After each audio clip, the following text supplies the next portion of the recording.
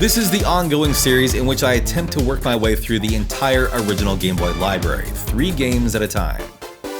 In each episode, I'll talk about one game that I like and one game that I don't. And finally, a third mystery game that could be good or it could be bad. All I can say for sure is that it will certainly be Game Boy. This is the good, the bad, and the Game Boy.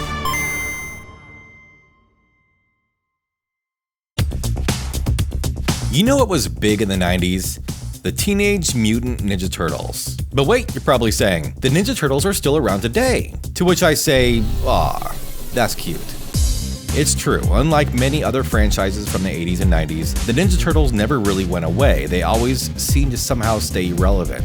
But the popularity of the Ninja Turtles today is like the slow-burning embers of an old campfire that movie studios and toy companies still gather around for warmth. And they occasionally throw another log on when they want to make a few more nostalgia-fueled bucks. However, if you were a kid in the late 80s and early 90s, you were at ground zero of the 50 megaton explosion that originally started the fire. Like millions of other kids at the time, I was consumed by the white-hot flames of the Ninja Turtles commercial inferno, and my DNA was permanently altered, mutated if you will, by the dense, creeping cloud that was the radioactive fallout of this merchandising blitzkrieg. Okay, that was pretty grim, but that is what it was like, and let me tell you, it was a great time to be alive. Teenage Mutant Ninja Turtles Fall of the Foot Clan was the game I originally wanted a Game Boy for, and it not only delivered on my expectations back then, but it in fact still stands as one of my favorite games in the Game Boy library. Going further, I'd say it remains one of the best video game representations of the original cartoon. Other games might have had better gameplay and debatably better graphics, but Fall of the Foot Clan was the most cartoon-accurate Ninja Turtles game you could play outside of the original arcade game, at least until the 16-bit games came along. Now, remember that as a kid, all I wanted from the game was a faithful adaptation of my favorite cartoon. I didn't need it to change my life. And with the rose-colored glasses removed, I can objectively say that, presentation aside, there really isn't a whole lot to Fall of the Foot Clan. It's a pretty bare-bones left-to-right action game with very little in the way of stage design or challenge. Like many of the Konami Ultra games at the time, there's a stage select to allow you to start from any one of the game's 5 stages, but only by starting the game from the beginning can you see the true ending. At the start of every stage, you could choose to play as any one of the 4 turtles, although the only difference between them is the weapon they're holding. Each turtle attacks with the same basic weapon slash while standing upright, throwing a ninja star while crouching, and will execute a jump kick while in the air. Hidden in each level are a number of secret areas, in which you can recover health points by playing one of 3 bonus games.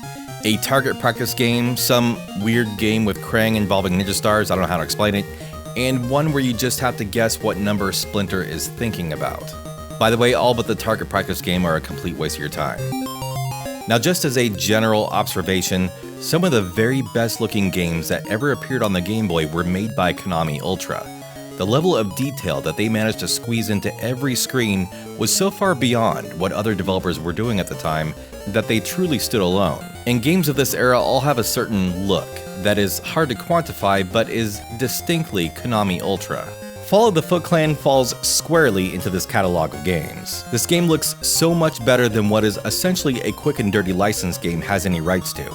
It isn't just that all the recognizable characters from the show are recreated here with as close to one-to-one accuracy as the 8-bit graphics could allow. It's subtle details like patches of rust on the barrels and sewer pipes, tufts of grass poking up through cracks in the pavement, and debris littering the streets. And hey, there's even some cool parallax scrolling in a few of the levels. And finally, I'd be remiss if I didn't mention that the music in Fall of the Foot Clan is fantastic. Composed by the wonderful and talented Michiru Yamane, the short but sweet soundtrack is equal parts energetic, groovy, and moody, and certainly a highlight in a game already full of highlights.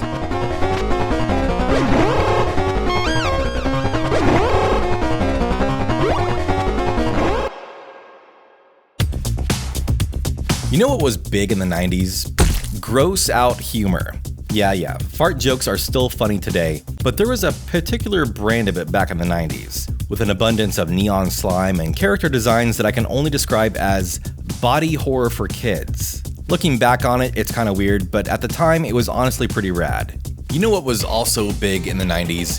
Environmentalism. That is to say, the message of environmentalism was popular. See, the people who were trying to make the world a better place, for simplicity's sake, I'll just refer to them as they. They knew that they could not affect change by appealing to our stupid parents. So kids of the 80s and 90s were targeted by an aggressive multimedia campaign of what was essentially anti-drug and pro-Earth propaganda. Unfortunately, the mistake they made was thinking that they could galvanize Generation X into any kind of long-term action, which may or may not explain the state of the world today. I don't know. Nothing you say can upset us. We're the MTV generation. We feel neither highs nor lows. Really? What's it like?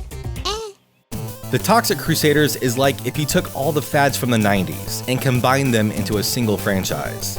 It definitely had the gross out thing going on, almost certainly some Ninja Turtles influence, and just enough environmentally conscious messaging to hopefully make parents ignore the fact that it was based on a disgusting cult movie that was extremely inappropriate for kids.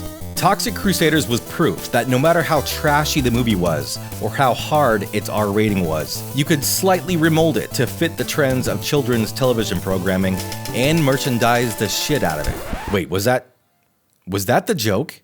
Did everyone just get trolled by this guy? Because I gotta say, that would be hilarious. Now, I have 2 Toxic Crusaders games in my collection, and to be perfectly frank, they're both pretty terrible. The Game Boy version is the better of the 2 though, but only just. Whereas the NES game is a clunky and unremarkable beat-em-up, the Game Boy game is a clunky and unremarkable side-scroller. You can choose to play as any one of these 5 monstrosities that I assume are from the show. I don't know, I never watched it. As near as I could tell, there's no mechanical difference between any of these characters other than the size of the projectile they throw. No Zone and Junkyard, for example, have very large projectiles that are easy to hit enemies with. So naturally, these are the characters that I was inclined to use for most of the game. There doesn't seem to be any noticeable advantage in playing as any of the other characters outside of being able to listen to different music. See, there's no dedicated stage themes for any of the levels in this game. The music is entirely dependent on what character you're playing as. And while some of these themes are better than others, none of them are particularly good. If you don't change characters, you're going to be listening to the same song all the way through the game. And this is a long game. There are 6 levels in the game, and each level is composed of 3 to 4 substages. And getting through each of these substages takes about an eternity. They go on forever, with the same nondescript background elements and no remarkable features or landmarks to mark your progress with. The playable characters are essentially your lives. Every character has his own health bar, and any damage they take will carry over to the next levels. If one of your characters is low on health, it may be tempting to start the next stage with one of the other characters, but then you can't recover any lost hit points. So strategically, for lack of a better word, it makes the most sense to keep playing as the character that has taken the most damage, because that's the only way you'll be able to collect any health recovery items. But then you're extending the time spent listening to the same grating character theme over and over again, whereas the only thing you'll likely accomplish by changing characters is ending up with more partial health bars filling up the character selection, because it is extremely difficult to avoid taking damage in this stupid game. As you slog through these seemingly endless levels, you'll be constantly barraged by the same identical enemies at every step. At first, they just mindlessly run at you from the left and right, but very quickly they start getting more aggressive by shooting or leaping at you as soon as they appear on the screen. Then after that, they start leaping and then shooting at you, forcing you to take a slower, more careful pace through the levels that already feel far longer than they should. There is a highlight to the game, however, and I'm not even being sarcastic here. After you defeat the boss of each level, there's a brief little cutscene between what I'm assuming is the primary villain and his henchmen. And there's some genuinely amusing banter between them as they accidentally reveal the password to the player. I chuckled a few times at the unexpectedly clever and fourth wall breaking dialogue. The password system is a lifesaver in more ways than one. Not only does it give you what is probably a much needed break from the game without losing your progress, it also essentially erases all the mistakes you made in the previous level. See, the password isn't sophisticated enough to keep track of how much health any of the characters have, or even how many of them are still alive. As long as you're able to beat the boss by any means, even if it's with your last surviving character on his last bar of health, there is nothing stopping you from just resetting the game after you get the password and starting the next stage with all 5 characters at full health. And that is the only way I had the patience to actually play all the way through this game.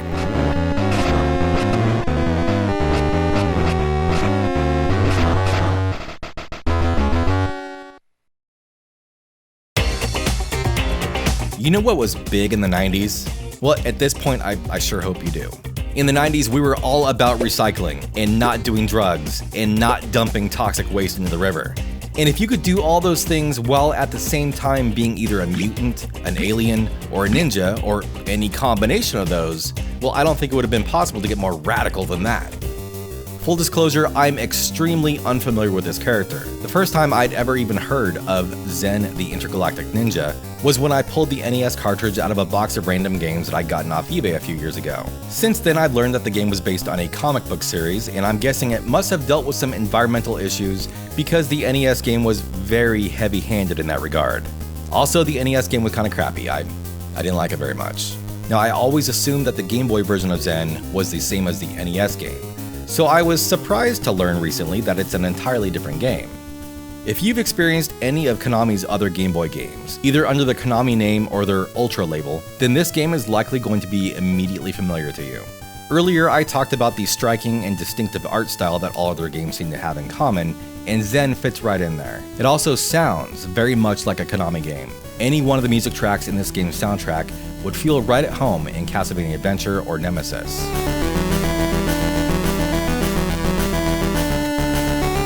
The gameplay is very reminiscent of Fall of the Foot Clan, although there's a bit more going on here than Ninja Turtles had. Zen moves through the levels pretty much as you'd expect. His standard attack is a sword slash, and if you hold the attack button down, you can charge up a powerful ranged attack that does double damage. You can choose to play the first 4 stages in any order, which is a nice option. The stages are all generally pretty short, at least in comparison to the grueling marathons of Toxic Crusaders. But they're filled with a good variety of unique traps and mechanics like slippery oil slicks, periodic acid rainstorms that you need to seek shelter from, and rushing currents of water that try to pull you into bottomless pits. After completing each stage, there's a very on-the-nose, environmentally friendly bonus level, where you'll do stuff like recycling cans, destroying clouds of smog, or rescuing seabirds from an oil spill. Do well enough in these bonus stages and you'll completely save the environment and be rewarded a bunch of bonus points. The game isn't much harder than Fall of the Foot Clan. In fact, it often seems like the game is going out of its way to remove any modicum of challenge. It will frequently drop these crystals in front of you that give you about 10 or 15 seconds of invincibility. And these often come up just before or during the game's most challenging sections. It's conspicuous enough to make me wonder if maybe they weren't a late addition to the game to address complaints from their playtesters.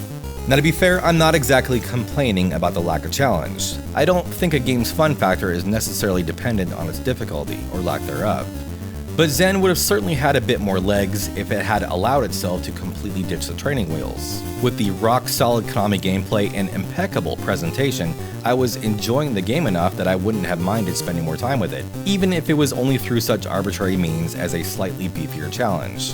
As it stands, Zen is a very pretty but unfortunately rather unexciting experience, not unlike Fall of the Foot Clan, but without the benefit of strong brand recognition.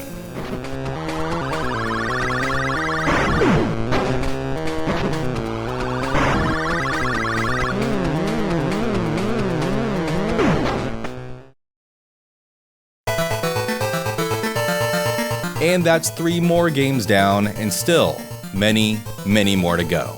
In the next episode, we'll look at 3 more games, but in the meantime, thank you for watching The Good, The Bad, and The Game Boy.